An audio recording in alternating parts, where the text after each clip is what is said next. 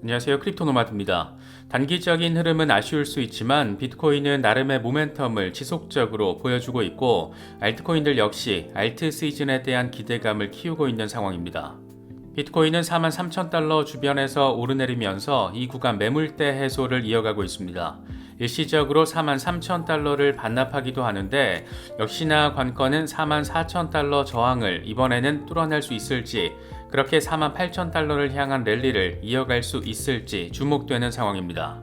그래도 비트코인이 나름의 힘을 보여주고 있는 것은 역시나 현물 ETF 이슈 때문인데, 돌아가는 상황을 보면 이제 정말이지 구부능선을 넘은 듯한 모습을 보여주고 있습니다.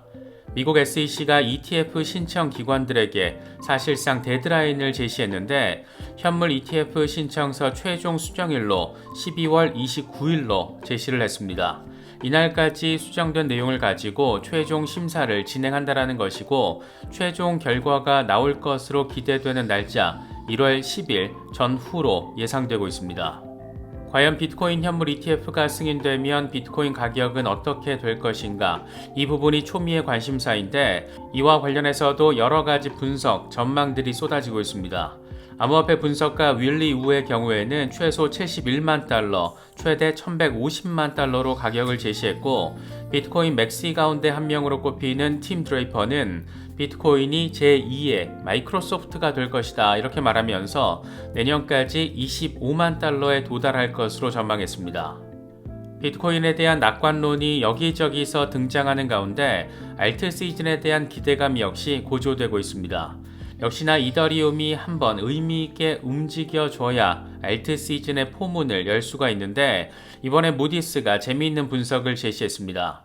이더리움이 전통적인 금융 인프라와의 연결성이 더 강화될 것이고, 결국 더 많은 블록체인 사용 사례가 이더리움을 중심으로 등장하게 될 것이다. 이런 내용이 핵심입니다. 그럼 이번 영상 시작하겠습니다. 아쉽긴 하지만 그래도 아주 나쁘진 않다. 요 며칠 비트코인의 흐름은 이 정도로 표현할 수 있지 않을까 생각됩니다. 비트코인은 43,000달러를 일시적으로 반납하고 있기도 하지만 그래도 어느 정도 매수세가 붙어주면서 지금 이 구간 매물대 해소에 주력하고 있는 모습입니다. 공포 탐욕 지수는 하루 전보다 2포인트 오른 73을 기록하면서 탐욕 단계가 이어지고 있습니다. 비트코인 도미넌스는 살짝 빠졌는데 52%대 초반에서 자리하고 있습니다. 여기서 좀 더 도미넌스가 빠져준다면 알트 시즌에 대한 기대감으로 이어질 수 있는 그런 상황이기도 합니다. 현재 비트코인의 흐름과 관련해서 분석가 닥터 프라핏은 거듭해서 20일 이동평균 지지의 중요성을 강조했습니다. 지금 가장 강력한 지지라인은 20일 이동평균이 자리한 43,000달러 부근이고, 가장 강력한 저항라인은 44,400달러 부근이다. 따라서 이 구간 사이를 횡보하다가 며칠 안에 45,300달러를 돌파할 것으로 예상된다. 현재 20일 이동평균이 매우 잘 유지되고 있고, 큰 그림에서 주요 목표는 47,000달러에서 48,000달러다. 이렇게 긍정적인 부분에 방점을 찍었습니다. 이건 크립토 로버가 공유한 비트코인 1시간 차트인데, 지금 현재 삼각 패턴을 잘 만들어가면서 상단 저항 돌파 시도를 이어가고 있다는 걸 확인할 수가 있습니다. 상단 저항을 뚫어낼 경우에는 의미 있는 반등세를 기대할 수 있는 상황으로도 바라볼 수가 있습니다. 조금 느린 것 같아도 강력한 저항 라인에 대한 돌파 시도가 지속적으로 이뤄지고 있는데, 이런 나름의 모멘텀을 뒷받침해주는 것은 역시나 비트코인 현물 ETF 이슈입니다. 그런데 돌아가는 상황을 보니까 정말이지 비트코인 현물 ETF 이슈는 구부능선을 넘은 것으로 해석할 수 있는 상황인데, 이번엔 미국 SEC가 신청서 최종 수정일을, 그 데드라인을 12월 29일로 제시한 것으로 전해졌습니다. 로이터는 SEC가 신청서 최종 수정일로 12월 29일을 제시했다라고 보도했는데, 이와 관련해서 블룸버그의 ETF 전문 애널리스트 에릭 발추나스는 현재 상황을 정리한 현황판을 공유하면서 AP라고 적힌 부분이 지금 비어있는 상황이다. 이렇게 노란 박스로 표시를 해놓고 설명을 했습니다. AP는 지정 판매 회사를 의미하는데, 쉽게 말하면 ETF가 승인된 뒤에 이걸 판매하는 대행 회사를 의미합니다. AP로 가장 규모가 큰 곳은 골드만삭스, JP 모건, 뱅크 오브 아메리카, 이런 월가의 전통적인 돈 귀신들을 꼽을 수가 있습니다. 에릭 발추나스는 일부 자산운용사들은 AP 계약을 이미 체결한 것으로 알고 있지만 문서로 확인되면 그때 빈칸을 채워 넣겠다 이렇게 말했습니다. 아직 최종 확인이 된 건 아니지만 현재 미국 ETF 시장에서 거래의 절반을 차지하는 게 위에서 언급한 은행들 세 곳입니다. 다시 말해서 얼추 생각을 해보면 비트코인 현물 ETF가 승인되면 JP모건, 골드만삭스, 뱅크 오브 아메리카 이 세 곳에서 절반 정도를 처리할 수 있는 상황 생각해 볼 수가 있습니다. 블랙록이 ETF 신청서에 시드 자금 투입 날짜를 적시한 것도 눈에 띕니다. 블랙록이 최근 제출한 비트코인 ETF 신청서 수정안을 보면 내년 1월 3일 1,000만 달러 규모의 시드 자금을 투입할 것으로 예상한다 이렇게 명시한 것으로 전해지고 있습니다. 이와 관련해서 에릭 발추나스는 블랙록이 날짜를 직접적으로 명시한 것은 주목할 만하다. 특히 시드 자금 규모가 지난 10월에 공개했던 10만 달러에 비해서 크게 늘어난 수치다 이렇게 설명을 했습니다. 블랙록이 얼마나 작심을 하고 이번 사안을 바라보고 대응하고 있는지 느낄 수 있는 그런 부분입니다.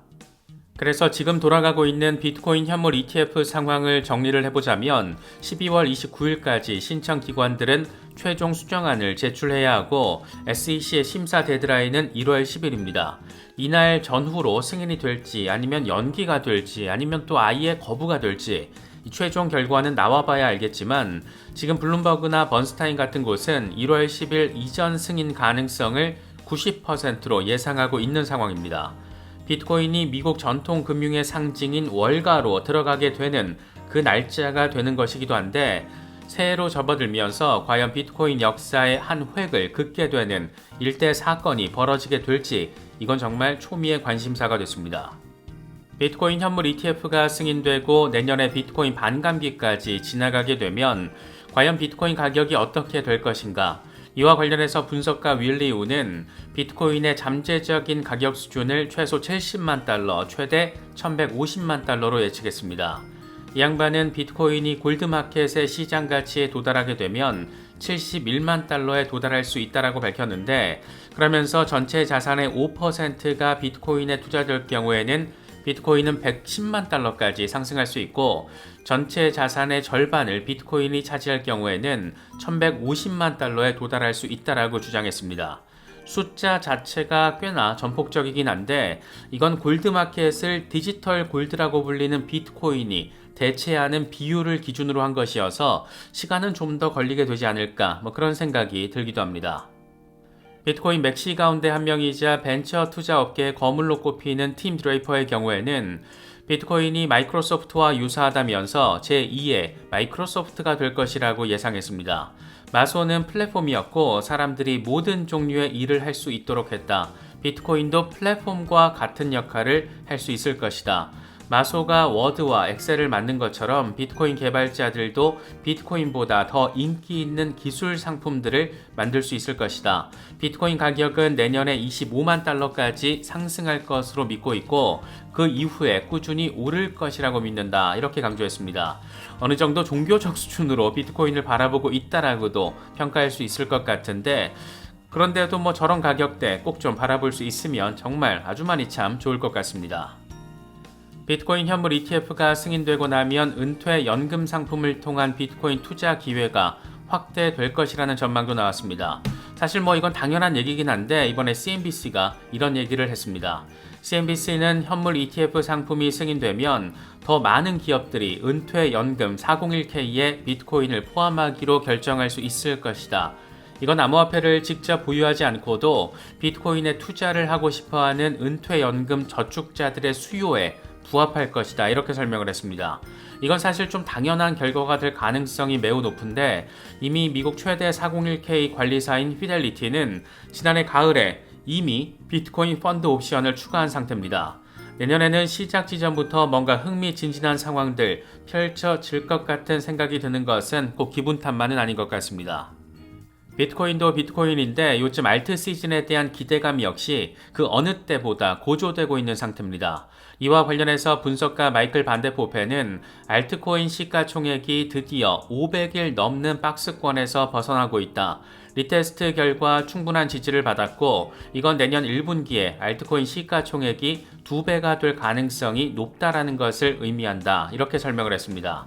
내년 1분기에 지금 수준의 2배 규모로 알트 시장에 돈이 들어올 수 있다라는 건데 이렇게 되면 크립토 투자자 입장에서는 꽤나 진짜 엄청 흥미진진한 상황이 될 것 같습니다. 크립토 타이탄의 경우에는 비트코인과 이더리움을 제외한 암호화폐 시가총액 월간 차트를 공유했는데 알트코인 시가총액 3조 달러는 예정돼 있는 일이다. 평균 감정 오실레이터 ASO 지표를 보면 RTSG는 이미 시작됐다. 이렇게 강조했습니다. 캡틴 5빅의 경우에는 비트코인 도미넌스 3데이 차트를 공유하면서 이미 비트코인 도미넌스가 채널 하단 지지라인 밑으로 빠졌다. 이건 알트코인의 매우 긍정적인 신호다. 안전벨트 단단히 매고 준비해라. 이렇게 강조했습니다. 차트를 보면 비트코인 도미넌스가 45% 수준까지 빠질 수 있다라고 표시를 해놨는데 이렇게 된다라면 알트코인들 다시금 미쳐 날뛰는 상황 생각해 볼 수 있을 것 같습니다. 리플과 관련해서는 아주 흥미로운 내용이 폭로가 됐습니다. 리플의 법률 책임자 스튜어트 알데로티는 3년 전 SEC가 리플을 기소하기 전에 합의안을 제안했다라고 폭로했습니다. SEC가 제시한 합의안은 먼저 XRP는 증권으로 간주한다. 다음으로는 암호화폐 시장은 규제 준수를 위한 단기간의 유예 기간을 확보하게 된다. 이 두 가지였습니다. 이에 대해서 스튜어트 알데로티는 우린 이 제안을 거절했다. 그 이유는 XRP가 증권에 해당하지 않고 SEC가 암호화폐 규제 프레임워크를 구축한 적이 없기 때문이다. 우리가 SEC와의 싸움에서 이길 거라고 생각하는 사람은 거의 없었지만 우리는 모든 걸 걸었다. 그 과정에서 SEC의 위선을 폭로했다. 이렇게 말했습니다. 펌핑 랠리를 이어온 솔라나가 과연 어떤 가격 흐름을 추가로 보여주게 될지 이건 역시 시장의 최대 관심사 가운데 하나가 됐습니다. 12월 솔라나의 활성, 또 신규 주소수, 사상 최대치를 찍은 것으로 나타났는데 더블록은 자체 데이터를 인용하면서 12월 솔라나 네트워크 월간 활성 주소수가 1,560만 개로 역대 최대치를 경신했다라고 보도했습니다. 12월이 아직 끝나지 않았는데도 월간 활성 주소수는 전월 대비 50% 정도 증가한 수치를 기록하고 있다. 이건 이전 최고치였다. 지난 1월에 1,520만 개와 비교했을 때 40만 개 이상 늘어난 수준이다. 또 신규 주소수도 12월 기준 680만 개로 최고 기록을 갈아치웠다. 직전 최고치는 5월에 660만 개였다. 이렇게 설명을 했습니다. 솔라나에 대한 관심도가 어느 정도인지 느낄 수 있는 부분입니다. 무디스의 애널리스트 크리스티아노 벤트첼리는 이더리움과 전통 인프라의 연결성이 더 강화될 거라는 전망을 제시했습니다. 이더리움은 전통적인 인프라와 갈수록 긴밀히 연결되고 이건 더 많은 블록체인 사용 사례를 만들게 될 것이다. 지난 1년 동안 실물 자산 토큰화 가치는 10억 달러에서 20억 달러로 증가했는데 대부분 이더리움에서 발행되고 있다. 이더리움은 개발자가 다른 네트워크에서 데이터 등을 공유하는 솔루션을 만들 수 있는 네트워크를 제공하고 있다는 강점이 있다. 이렇게 긍정적인 평가를 제시했습니다.